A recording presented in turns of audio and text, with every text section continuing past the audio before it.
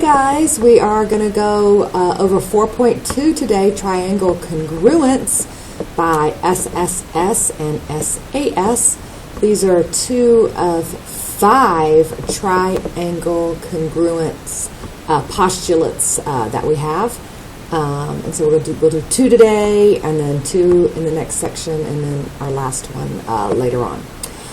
The first one is called the side postulate. SSS for short. Let me get a different color pen here. It's going to show up better. SSS. Okay, so the point of all of this is you're going to be given 2 triangles, and if they have, instead of having to show that A is congruent to D, and B is congruent to E, and C is congruent to F, and this side is congruent to this side, and this side is congruent to this side, and this side is congruent to this side. Instead of having to show that all 6 parts are congruent to say that these 2 triangles are congruent, we have some shortcuts. So basically these are shortcuts.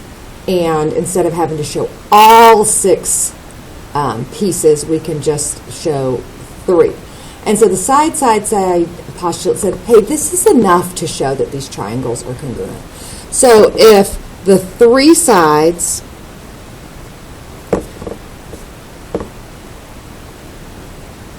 of one triangle are congruent to the 3 sides of another triangle, that's enough information to say that the 2 triangles are congruent. So basically, if you want to put them in the right order, if AB is congruent to DE, and those are segment sides, and then BC, you can see the slashes kind of directing you on what corresponds to what. The 1 slash corresponds to the 1 slash, the 2 slash to the 2 slash, so on and so forth. AC is then congruent to DF. Therefore, you can conclude, so here's an if-then statement. There's my if.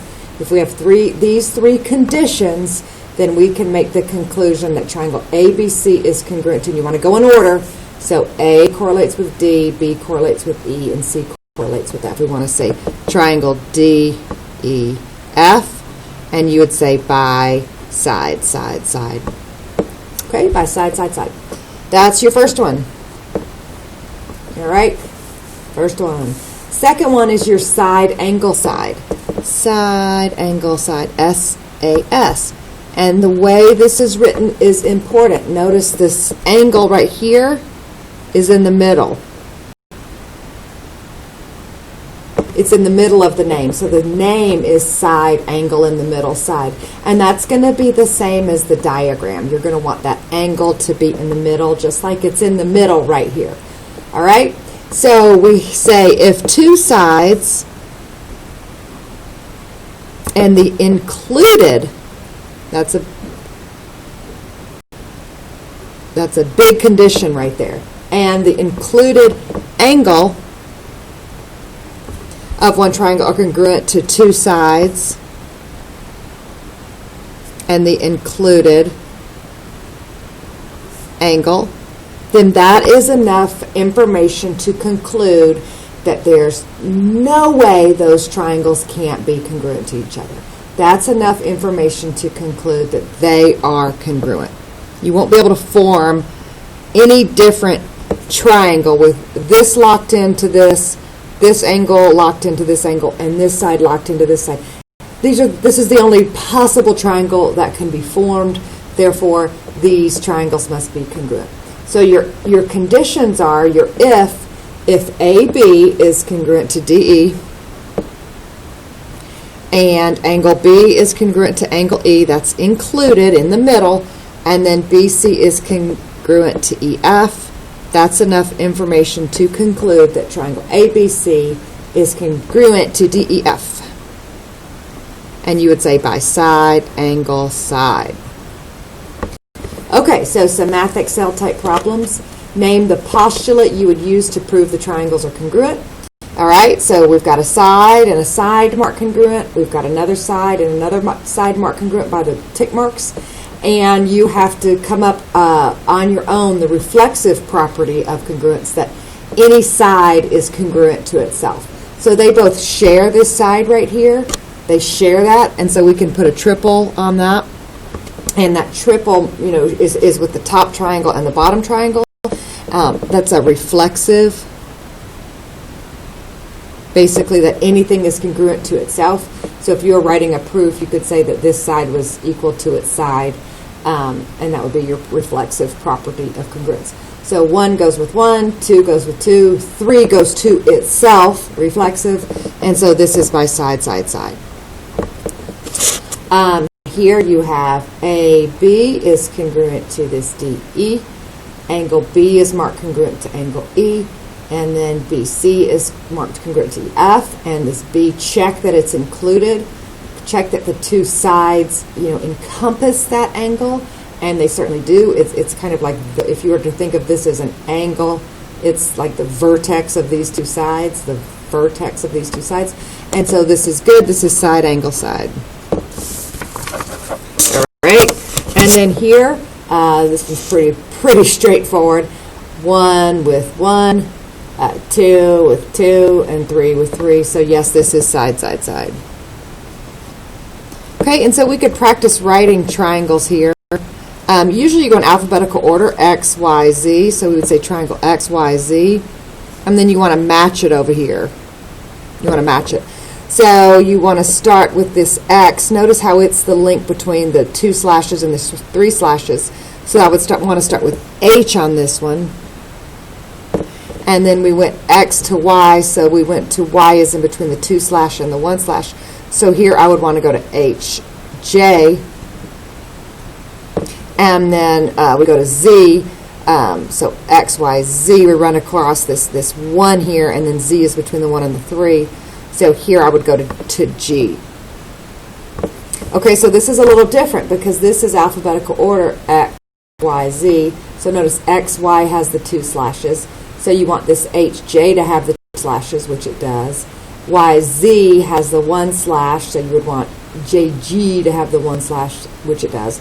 And then this X, Z popping over the Y has the 3 slashes, so you'd want the H, G to have the 3 slashes. And that's how you've marked them in the right orientation, in the right corresponding order. So don't just jump to this one is my point. If you were to say congruent to alphabetical order here, G, H, J, you would get that marked wrong. That is not the triangle. It's not named correctly because the parts aren't matching. So let's actually back up and try that one here. This one's pretty easy. If we go A, B, C, triangle A, B, C, we want to mark it congruent to, we want to start with AB going along this measure of, 1 slash, if you will. We want to go D, E, F. So this one is actually alphabetical order, which is nice. So a little confusing when they're not, so you got to be on your toes. Okay, so this next one I've got angle, or I've got a side going to an angle, a side going to an angle, and this is another reflexive situation. I can mark 2 slashes here, and so you've got a 1 slash equal to 1 slash, angle equal to angle, and then 2 slashes equal to itself. That's a reflexive concept. So this is side, angle, side. And if we were going to name them P, E, F, and then just, same direction, this would be triangle R, E, F. All right. Here, P, we've got P to T marked with G to T, so you'd want to name it P to T, and then G to T, and then F to T, and then S to T with the 2 tick marks. And this looks like we're not going to have enough information. But this one we can use our vertical angles, what comes up all the time. Vertical angles, we can mark that vertical angles here are congruent. And so those make an X, and so these two would certainly be congruent. So you got 1 slash, angle, 2 slash, 1 slash, angle, 2 slash. So this is side, angle, side. And let's name those triangles. We're going to go P to T to F. And it's tempting to go S to T to G because you're up, middle, down, and you think up, middle, down, but that's not the way this works. You have to go with the measures. So this is a 1 slash measure, so we have to go P to T to F, so we have to start with G and go to T and go to S. All right, and then the last one looks like we have a side and a side and a side and a side, and then this is this H and this R, okay? And so you think, oh, I got a side, side, and an angle, side, side, and side, angle, side, but it's not included. This is not included.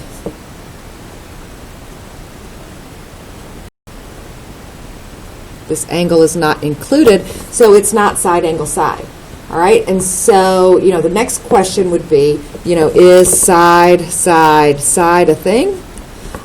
Well, we will find out in the in the future section if it is or if it is not. And good news for all teachers out there, it is not going to end up being a thing, which is great because if you, write it backwards, you get a naughty word. So thankfully for teachers that SSA is not a postulate. Okay, let's do some proofs here. These are really easy proofs. Well, actually, one more question. What other information do you need to prove the two triangles are congruent by side, angle, side? So I got side, I got angle, and I need this other side. So since G has to be included, I need that GT has to be shown to be congruent to side, angle, and it's got to be the one that encompasses that angle N, so NQ. Okay, it's just a different type of question that you might be asked. And, marking up your diagram helps a lot. Okay, so some practice proofs. Given that AB, you can either be told it or see the marks. Given that AB is congruent to AD, marked. BC congruent to CD, marked. Prove the triangles are congruent. Okay, so how could we prove the triangles are congruent? Well, we would write down the given information first, which has been done for us, so we're just filling in the blanks. And then you want to see perhaps if you have a reflexive situation going on, that's very common, or if you have a vertical angle situation going on, it's very common. If you have a midpoint going on, because that would, make two parts of a segment congruent. So you just kind of look for that stuff. Well, here we see a reflexive piece that AC is certainly equal or congruent to itself. So this is reflexive. Know that word. It comes up all the time in chapter 4, and that's POC, property of congruence.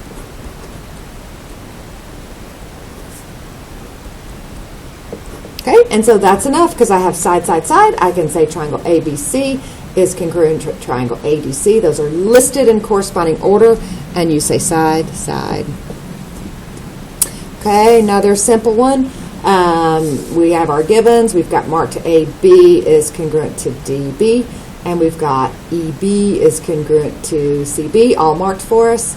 And we want to prove that these two triangles are congruent. So we are going to prove that triangle ABE, let's go in order here, ABE is congruent to DBC. All right, so we've got our given information. And please be careful, don't say on this one that angle B is congruent to angle B. You got to name the angle with the 3. You got to name this. You got to separate that. So don't use angle B is congruent to angle B. You want to say ABE, so congruent, ABE is congruent to, and this really should say DBC to go in order.